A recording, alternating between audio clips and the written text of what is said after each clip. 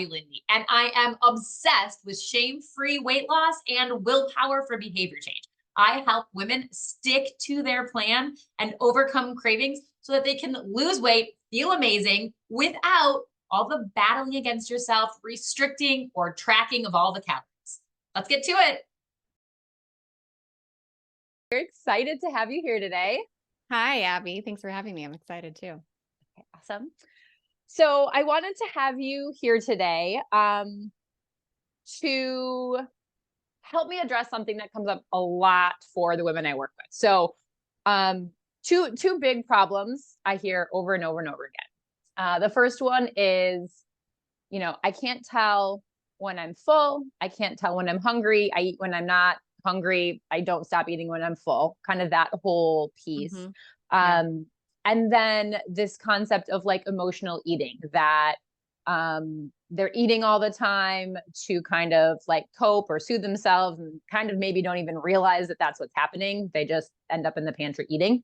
And what I realized is that almost all of these women that I work with don't have this skill called interoception, and we can talk about what that is. This idea of like they can't perceive the sensations in their body.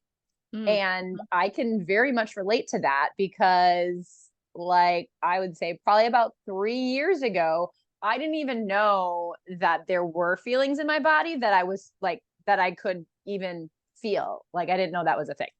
And so I thought, who better to help teach the people in the no willpower, no problem community about how to feel things in their body than the person who taught me how to feel things in my body. And so that is you, Kristin Messegee. And so I'm so excited to have you here to talk about it. Thank you. I'm really excited to be here. I love remembering, because I don't remember that part of your journey. I can definitely relate. I have my own experience with learning to feel my feelings, but I love hearing about the beginning of your journey because I forget.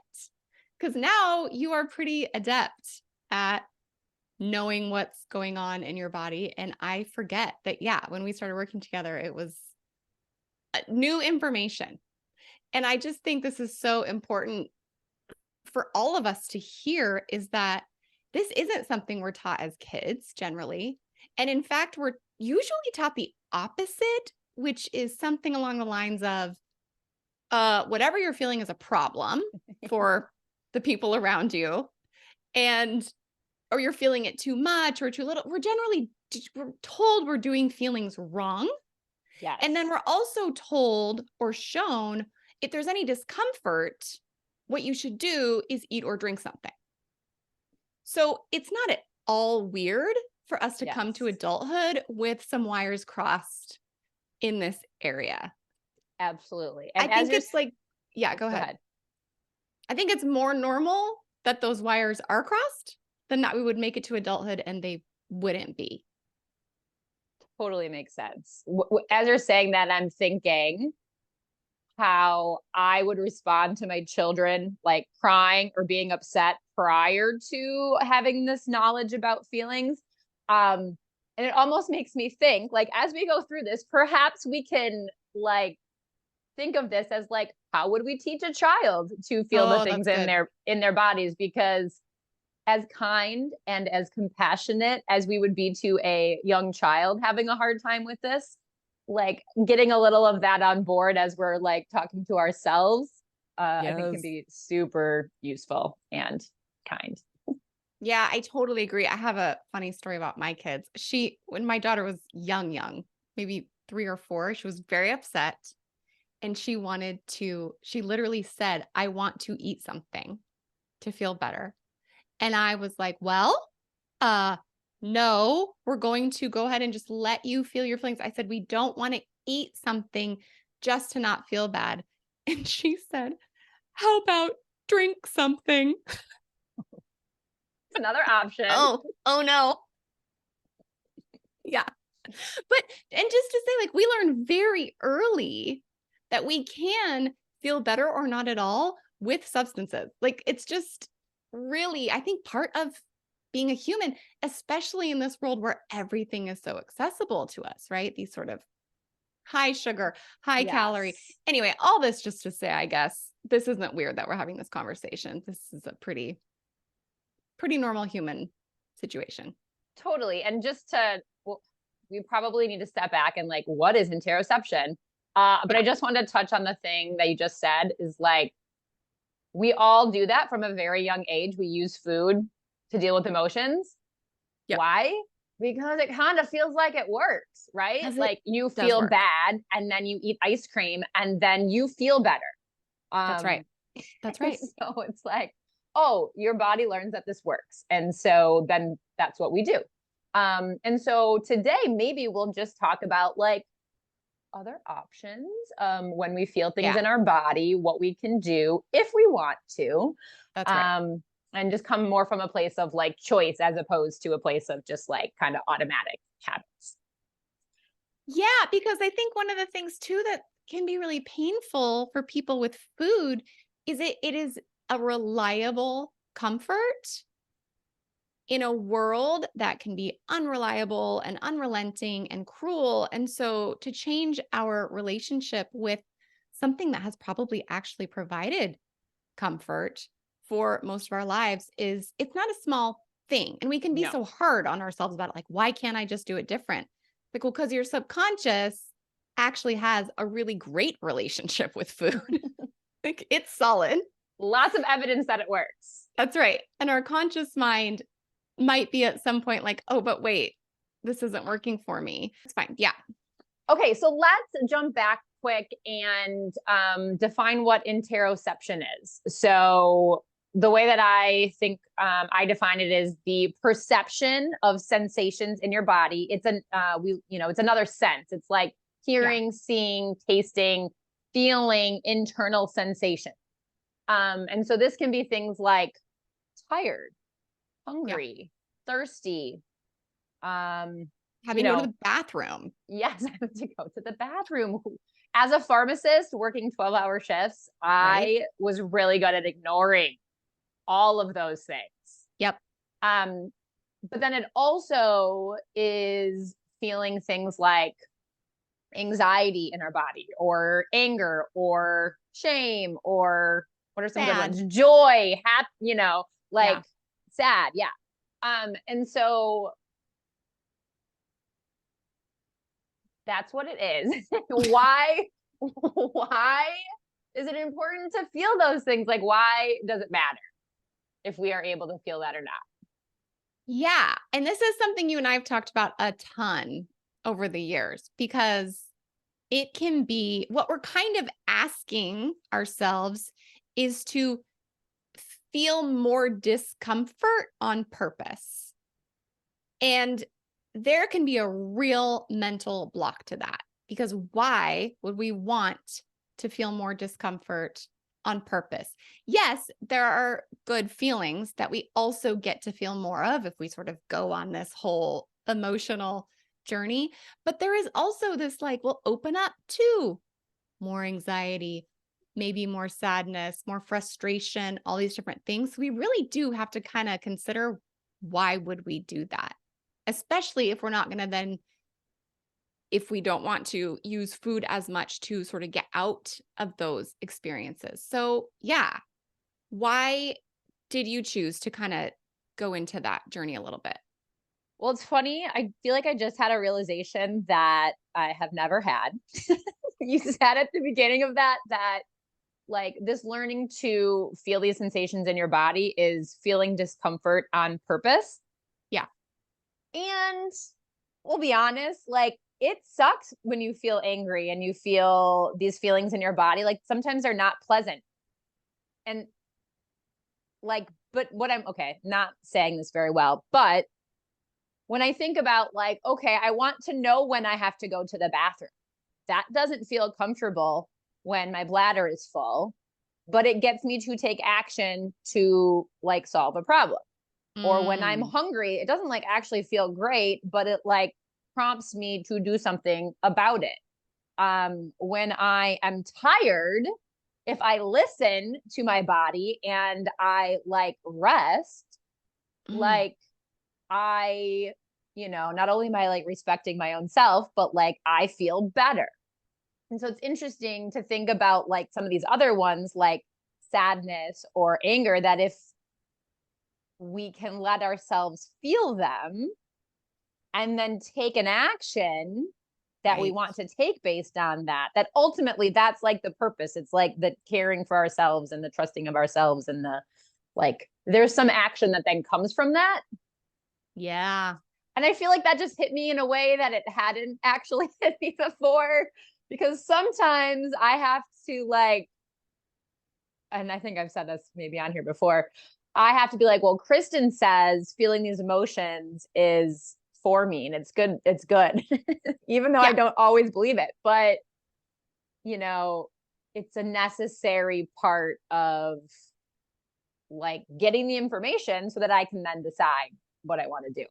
But what I think, yes, I think what I'm hearing you say, and it's actually very cool, it's like these sort of more emotionally neutral things. Like we all agree we have to eat, and we all agree we have to go to the bathroom. Those aren't like moral, confusing Yes. things. What totally gets us into the confusing waters are all these other things. What if we consider, though, they were also not only neutral in terms of like good or bad, but also things that had to happen? I think that's kind of what just Yeah, happened in your mind. Yeah. totally. Because one of the things that we were going to talk about is in order to learn your hunger cues, you might also, and this is not a must, it's just a possible, it might be helpful to also get to know some of these other emotions. And I'm kind of losing it here. Where am I going with this? So basically, if we can morally neutralize them, it's really helpful. Yes. It's really, really helpful. And I'm even second guessing that as I'm saying it. We have so many thoughts about food and about eating, but what we all agree on is like it has to happen to some degree or other. Totally. You can't abstain from eating. What if you Totally. can't abstain from sadness? What if you can't abstain from anger or joy or happiness? Like, what if we do have to make room for all of this? It's just part of the deal. If we want to. If we want to. And only we know if it's costing us not to. Yes. And that's what we're talking about. So if that's the case, if it's costing us to not be able to sense what's going on in our bodies, then we just get to look at that. So like, for instance, let's just do a quick one because it's easy. We all have instant thoughts about it. How do you think about anger? Do you have permission to feel it easily? Is that a bit of work for you? Like what happens there? And then whatever else you want to add to that. Anger is an interesting one for me. I feel like I fluctuate. Sometimes I have all the permission. I'm totally justified in feeling angry about this thing that someone has done to me. And then other times, if it's a little bit more like, not gray area, but like maybe not so obviously, like other people might not have a problem with it, but I like stuff when stuff comes up around like gender and like when people say like girl math, I get pissed about people talking about girl math. Like I get I know. mad. I girl mathed you the other day. And you were like, don't girl math me. Yeah. Like that's not girl math. That's It was just human awesome. math. Anyways, like I get mad about stuff and then I'm like, you shouldn't feel mad about that. Like everyone can have their own opinion. So in those situations, I don't feel like I have really given myself permission to feel angry fully, but I certainly will say as far as like, I can at least recognize anger in my body now. I actually can remember like I used to get these like physical like whoosh of like hot and floaty feelings and I didn't have any clue. I like could feel it, but also like was totally disconnected from it, like didn't have any concept of what that meant. And now I can like feel it, think, oh, I'm angry about that. I'm not okay with that. And at least in some situations, I can be like, oh, okay, good to know. Not okay with that. Totally. So as you were talking about that, I wrapped it back to food. And it was so interesting because sometimes I have permission to be really hungry. Let's say I'm premenstrual. Then my brain goes, oh, well, this hunger makes sense because your hormones are doing things and blah, blah, blah. So, yes, you're allowed to be hungry. Whereas sometimes if I'm just going about my life and I'm like, oh, I'm really hungry, I'll notice a judgment about that. Like, why? Why would you be hungry right now? Blah, blah, blah, blah. Like, it was so interesting that I really do have thoughts about my hunger. And we'll get into like, how do I know I'm hungry? Yeah. But I just think it's so important to look at this level, which is our thinking about different emotions, about hunger, about all these things, because the thoughts impact our ability to open up to the sensations or not. Do you agree with that? Totally. And just this idea of like permission to feel whatever it is, to feel hungry, to Yes. feel tired, to feel angry, to feel joyful, like whatever it is, just like this idea that that's allowed to happen. Yeah. And that it doesn't mean a problem has occurred That's is, right. I think, huge. Yeah. Yeah, I do too. Okay, so let's talk about how to start to notice things that maybe we don't currently have permission to notice. Yes. So first is this question, do you have permission to feel the thing? And that's something you obviously can explore in coaching. Totally. This is something I explore. I mean, you see me do it all the time. Like there'll be a feeling in the room and I'll name it, right? Like, and do you have permission to feel that? And then the person kind of goes within and, oh, I don't, or, oh, I want to. And like the whole thing kind of shifts. So that would be a really great place to start. Do you have permission to even be hungry when you're hungry? And I mean, in my experience, and maybe you know more working with who you work with, like if you start there, you just see more information is revealed. Yeah. In that moment. Do you have That's permission? a great question. Yeah. Yeah. Okay, so that'd be one. Do you have permission? The other thing, well, let's see. What's next? One, do I have permission? Two, I would be curious to explore, when do you know you feel something? Like when was Like, the where last do you time? already have this skill? Exactly. That's exactly right. Let's build the skill sort of backwards. Like, when was the last time you were sad? How did you know you were sad? Like, what was your body evidence that that was happening? So I think right there Yep. is like where I think people can get stuck, because it's Yep. like, okay, I can think back, like I know I felt sad, and I can even maybe like bring up the sadness, Mm-hmm. but like I don't even know how to say this. Like, how do you like go into your body and like what are you looking for? Like what Yeah. how do I know that that's the sadness or what, like, does that make Okay. sense? Like really, No, it like totally does. let's even go down one step lower.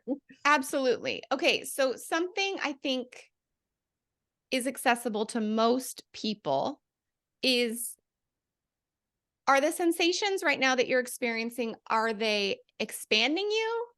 Are they collapsing you? Do you feel, what are some other just big directional things, right? What is your Like- body, what direction does it want to move? Do you want to get away from this conversation we're having? Do you want to lean in? How, like, so getting really general. Temperature sometimes is like a thing for me too. Like I'll feel very hot Yes. physically. Or hot and cold are probably really good ones to start with, because Mhm. I know I'm often cold. And how do I know I'm cold? A lot of times before I register cold, I'm tight. My body's very rigid, right? It's not that my brain is telling me, your body's rigid because it's trying to warm you up because you're cold. But I'll know that I'm like tight and I'm walking around all weird. And then if I put something warm in my hand, so this is another way to do it, is you start playing with sensation. If I put something hot in my hand, I'm going to have a reaction to that. If I put an ice cube in my hand, my body's going to do some things. So really starting to play with extremes is a good way in. And this is kind of what we were talking about before, right? Sometimes we can notice the extremes. Like maybe I know when I'm really, really, really, really hungry. Yes. Or really full.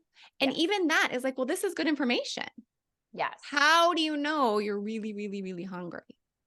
So it might be something like, so a practice that someone could do would be like, okay, I notice that I am feeling very hungry or very full. And like, I always feel like pause needs to be a step in here somewhere. Yeah. And just throw it in any step. Yeah. Doesn't like matter. after every step, then you add pause. Just like this idea of like, okay, noticing, okay, I actually am feeling something now, pausing and really just like getting clear, like, oh, my stomach feels like gurgly and tight. And like, maybe I'm a little like dizzy even, like, like I'm so hungry that, and then I'm getting like tired and I want to take a nap, or I'm like all amped up and anxious, like, which is like kind of a separate emotion. But anyways, like really just like trying to list out the things that you're feeling in those extreme moments can be good practice, with the idea that as you practice that, you're building that skill and you are able to feel the more subtle changes. So instead of not being able to feel that you're hungry until you're like about to pass out, you feel it when you just start to get hungry. Or you notice I might be getting to the place where I'm about to pass out. It's like we really do start to notice these things in incremental ways. I heard this analogy once for the more emotional emotions, but I think this is going to fit here too. So at the beginning of any of this kind of work, it's like you're on a roller coaster. And so you're just noticing how big everything is, the big ups and the big downs, and there's not much in between. It's a real roller coaster. As we do the work, it's like we get off the roller coaster and we're walking on the ground, but we're able to notice, oh, the ground goes up a little bit here. Oh, it goes down a little bit here. Whereas before on the roller coaster, we would never have noticed what was happening on the street. Yeah. It's all big. And this is just so much true for all of this, right? As in the beginning, we are only going to notice the big swings because that's all we have access to. And that there's just nothing wrong with that. We just use that for us. And so what are all the big things we can do? We can notice starving and really full. We can notice hot coffee in my hand, ice cube in my hand. I can notice I feel heavy or I feel like energetically light. Like we can just start to really allow for the extremes. Knowing, and this is where it gets hard, because when we want change, I don't know about you, but I tend to want it right away. Yesterday. Right, yesterday. So this might be an annoying piece, but there's a certain degree of trust where if I start, like you're describing, noticing what I am feeling and giving that attention, you will train your brain to notice. That's literally what is happening. So you can't go wrong just literally describing what is happening right now. Okay. I don't know if you can see, I'm giggling over here because so I wrote down a bunch of the steps that you're saying. And then I wrote down notice, pause, and allow. Okay. So remember, so one of the modules in my program is pause, notice, allow. That's like one of the things that I teach. And I wasn't really using it in the context of like what we're talking about, but it literally is the same thing. It's just like, anytime we can insert a pause, notice what we're feeling, and it'll start off maybe on the extremes, but as you know, we build that, it gets more, and then allowing whatever it is that we're feeling. We are hungry, we are Yeah. tired, we are full, and allowing whatever the feeling is. Yeah, I guess I already have that how to going on. I think this may have come up when we first talked about doing this episode. Gosh, so funny. I just feel like this idea of interoception is like so important, and it's not talked about. No. And it's hard. And so like, I know that working with you, I like didn't really think that it would matter if I could feel these things. I was like, whatever, Kristin, I'll do what you say. And then it really is like the thing that matters most, kind of. One of the things that matters most. Well, and how could it not really? I mean, when we really think about it, how could it not matter the most? Because it's the whole starting within to understand within, so we can regulate within, so that we can make choices about how we do anything out, Yeah. Okay, I want to hang out here for a second because I think allow is hard for people. Yes. Do you have a different reaction when I say permission to feel the thing that's happening, or permission versus allow? I think I've pivoted here in my own work. And so I'm just wondering, and maybe it's individual. Maybe they it's just feel for the kind person. of the same to me. Well, because I think they are the same. Yeah. I just know when I tell people to allow whatever's happening, it doesn't seem to work for them. But when I say, let's give this thing permission to exist, I don't know why it seems to, I don't know, land better for people. Land better. I do feel like, okay, I'm gonna come back to this, but what's coming up for me is like, so what's coming up is something about like allowing or giving ourselves permission to feel feels very related to like trusting our own body.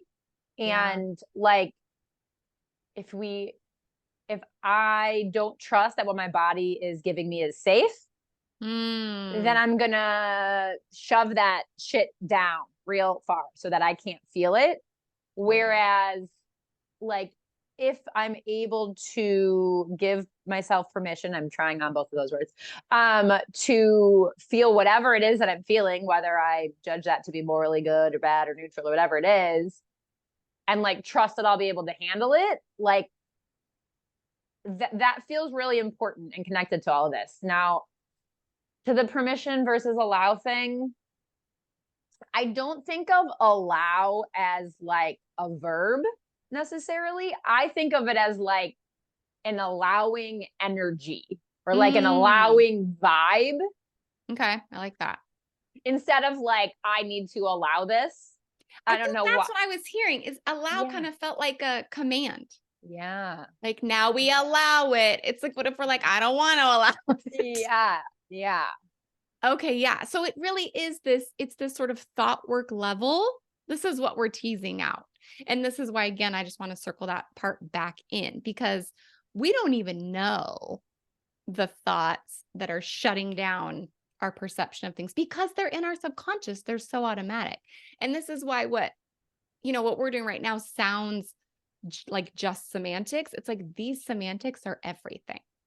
Because even if I'm working with someone and I say something like, now just allow it, their brain could be like, F you, right? Whereas if I'm like, do you want to give that feeling permission to exist? That's a whole different question to their subconscious. Then they get to be like, I don't know, do I? And have their own experience. So I think that's, how we talk to ourselves around this. And like you said in the beginning, how would we encourage a tiny person is really the tone that we want to take with ourselves. Because Is it? the truth is we're talking to a tiny version of ourselves. Yes. We're not, if we were just having a conversation with our fully grown adult self, like we wouldn't be having these issues. It would all be in the conscious mind and it would just be like, oh, I'm just going to do the thing that makes the most sense and blah, blah, blah. But that's not what any of us are doing. Yes. Yeah. So we need gentle encouragement for all of this work. All the things. Yeah. So one of the things you brought up there is like this automatic reaction, and we're kind of talking about food in this situation. So like, I feel bad, I eat food. I feel anxious, I eat food. I feel sad, I eat food. This like automatic thing that it's not like we're consciously making a choice to do that. Right. So I guess talk a little bit about that. Like, is that okay? Are we allowed to do that? Are we allowed to automatically eat to not feel? Yes. Yes. Yes, that's what I asked. I don't take anything our system does. Look at the word allowed right there. I just said, is that allowed? Exactly. Oh, So see, it's funny. so interesting. Yeah. I truly believe that even if our body is doing things that our conscious mind looks at and says, I don't like that, there is an absolute good reason why our body is doing that. Just because I don't get it or necessarily like it, my body cannot be wrong. Now, I know that is a belief that I've built over time. So I know that me just saying that, everyone doesn't go, me too, my body can't be wrong. Like, I get that. Yeah. Of course, we're allowed to do whatever comes up, and giving ourselves that freedom counterintuitively is going to actually give us more control over it. There's a lot of paradox in how minds and bodies work. We're already telling ourselves we can't do it. This is how we know. This is how we can test it.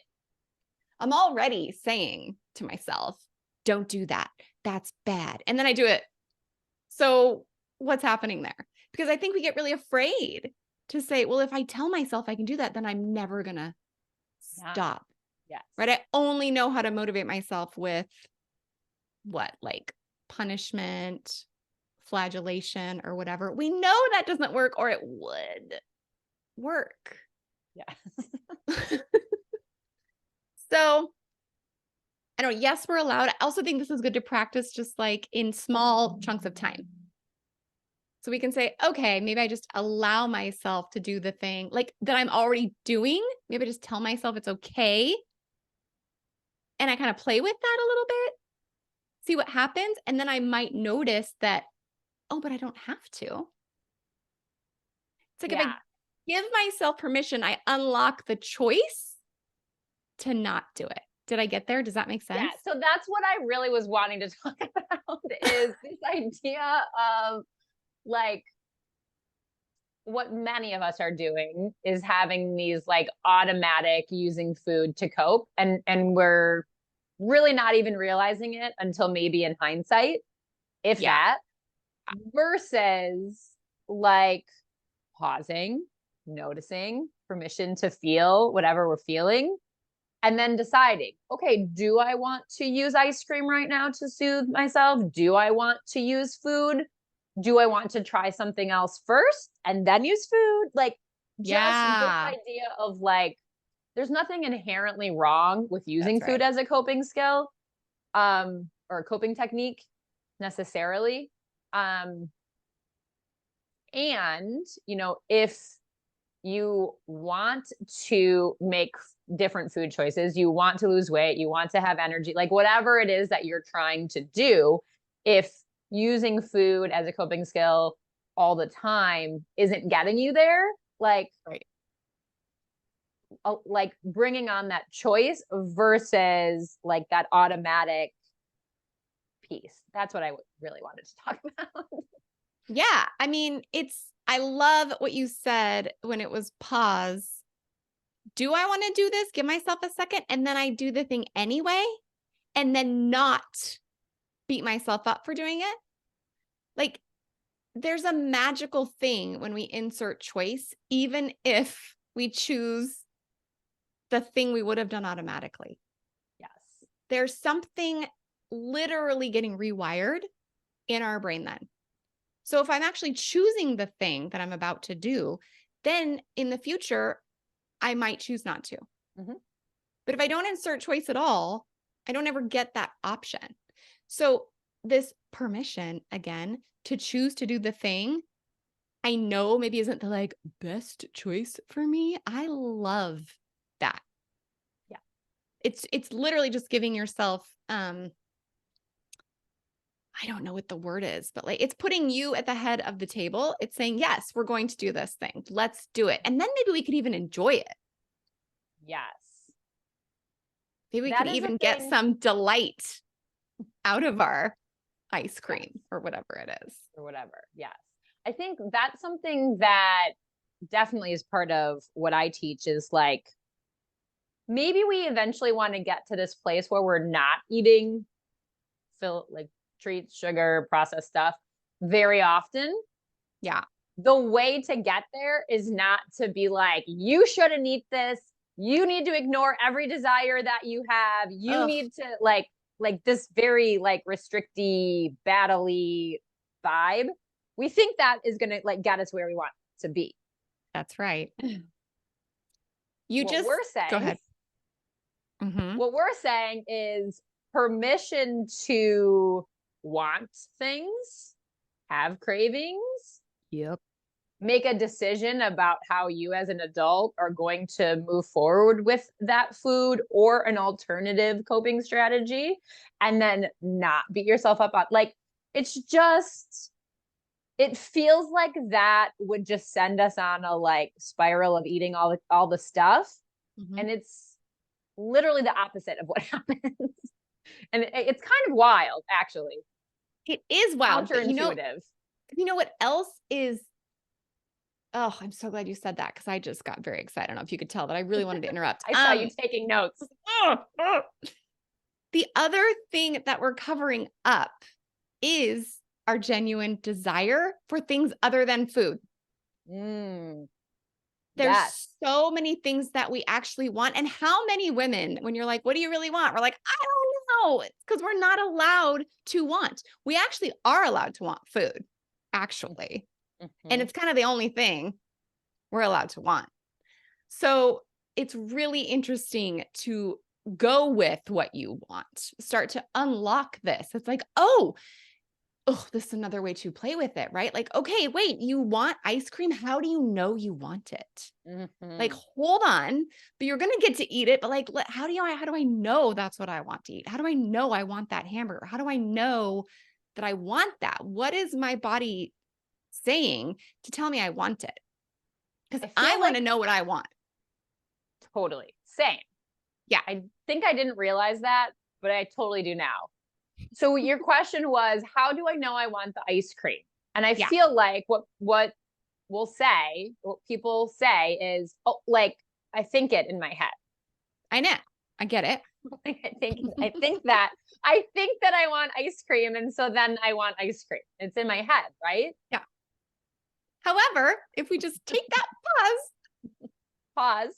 and we generate curiosity, I'm like, oh, I want to come into your program now. I'm like, let's do it. Let's all like get ice cream in front of us and like have a conversation about it, Ooh, right? yeah, Like, how do we know we want it? Well, now I notice maybe my mouth is salivating. Well, now I notice, oh gosh, did my stomach just growl? Like, I don't know that we know what will come up, right? Mhm. That's kind of the fun experimental piece here. Like, okay, we know our brain's going to tell us we want it. Great. Brain already said that. What else is here? And that's when our minds are going to go, I don't know. I already said blah, blah, blah. It's like, so we just hang on and we just get really curious. And then we can specifically ask, is there anything in my stomach? Oh, actually, do I feel a little anxious too? If we slow down, but we know we're going to get it, Yeah. our brain might be more willing to work with us. I like what you said there. It's not like we're saying, no, you can't have any ice cream. It's like, no, you can totally have that. You're going to have it. We're going to have that. Let's Yes. just pause and notice a minute here. I like Yes. that. Totally. I Okay. did that with my coffee for a while. I was practicing wanting with something I knew I wanted every day, which was my morning coffee. So I Ooh. knew I would want it, but I was curious, how do I know I want it other than it's habit, other than I know I'm gonna, be able to think clearly, whatever. So I did this. I sat there and I was like, okay, how do I know I want this? And yeah, it just unlocked some things. Oh, I love that. That's a really Yeah. cool idea. Okay, I'm gonna recap some of the steps I heard Okay. for people that are thinking, wow, I am convinced I want to start feeling the things in my body. Big question number one. Do I really have permission to feel whatever it is that comes up? Oh, wait. And then we have to say, if not, I don't know, maybe we can go there later. Okay, go ahead. So that might be a whole other like how to Yeah, that's a good point. give yourself permission if you don't have permission. Totally. Okay. That's like a whole other how-to podcast. Yeah. Another question, like where do I already have this skill? What feelings do I feel in my body? Can I tell when I have to go to the bathroom, or do I just have a schedule or whatever? Like where do I already have this skill, and just recognizing that, and then building on it by kind of playing with sensations and extremes. So that may be like really honing in when you're super hungry or super full or super tired, or playing around with like hot, cold, expansion, contraction, tightness, relaxed, kind of loosey-goosey feelings. And then we really highlighted this idea of pausing as much as possible. Really slow it down to give yourself time to notice anything that might be coming up. And then circling back to the permission that whatever does come up, it's okay, it's safe, it's allowed. All of those things. I feel like that's those are good steps. Those are good steps. I really like what we came to at the end, where it's like, do these things and then give yourself what you want. Choice. Yeah. Yeah. Yeah. Totally. Choice and pause both get to play throughout the whole cycle there. Totally. The other thing that I think is really useful is like a muscle tension and relaxation. It's very actually quite easy to produce tension. Do it with me now, right? We tense up our whole body and then we let it go. You can feel a lot. Okay. I feel like that is a gem right at the end here. I feel like that's a gem because of course you can feel in your body the muscles tightening. You can like really pause and notice them. And like, of course it's totally neutral to allow that. Like it's not hard to allow that. Right. And you can, and then the letting go part feels maybe a little bit more out of your control. Like, what does that feel like? Yeah. I love that as a way to like play with the sensations and build that skill. Ooh. And then you'll also automatically probably take a deep breath on the back end of it, which is another way to notice sensation, is literally just to like, oh, where is my breath? Well, bigger ones give us more, because that's what we just did with really extreme. It was like big tense and then a big relax. Yeah. Instead of noticing, oh, am I tense? Like just create it. Like work with what you have. Oh, I love that. Yeah. I actually love that. Thanks. We got somewhere. Awesome. Oh, amazing. Okay. So I knew that this would be a really great conversation and that you would have all of these gems, because not only did you help me figure out how to do all this stuff, but you work with Enneagram 6s actually. Tell us just a little bit about that. Oh, I work with Enneagram 6s. If you know the Enneagram, you're like, oh yeah. If you don't worry about it. It's a whole system there's 9 core types. Abby and I are both 6s. That's how we ultimately met. And yeah, I teach 6s who are very heady folks, the thinkiest thinkers, we like to say, how to actually start to use other things than just their minds, right? Get in touch with their bodies, their hearts, their instincts, all these things we can actually use to move through life instead of just trying to figure it all out in our heads. Even though it feels like it should work. It feels like it should work.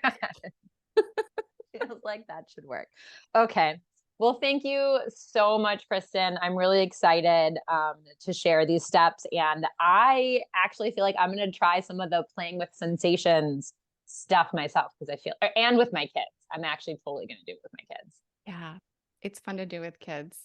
Mine are almost too old. They're like, screw you and all your coachy stuff, mom. But you've still have a couple of years. I mean, my daughter is right there. I would say every once in a while I can get her like a bit, I don't know, I can sneak it in. You just have to get more creative. We just have to continually get more creative. Yes. It's a skill I'm working on. That's right. Thanks for letting me do this with you. I really enjoyed it, of course. I really appreciate it. Thanks, Kristin. All right. If you found this useful, helpful, resonated with you, I would love to offer you a service that I offer for free called the Weight Loss Clarity Call. If you are trying to stick to a plan, if you are trying to lose weight, you've tried all the things, you just can't stick to it for longer than 3 days. There is a reason for that. There's probably multiple reasons for that. And the first step towards you overcoming that is to get clarity about what is the issue and what needs to happen in order for you to move forward and get to where you want to be in life, right? Showing up how you want to show up. The first step is scheduling a weight loss clarity call with me. So make sure to grab the link, get scheduled, and I cannot wait to talk.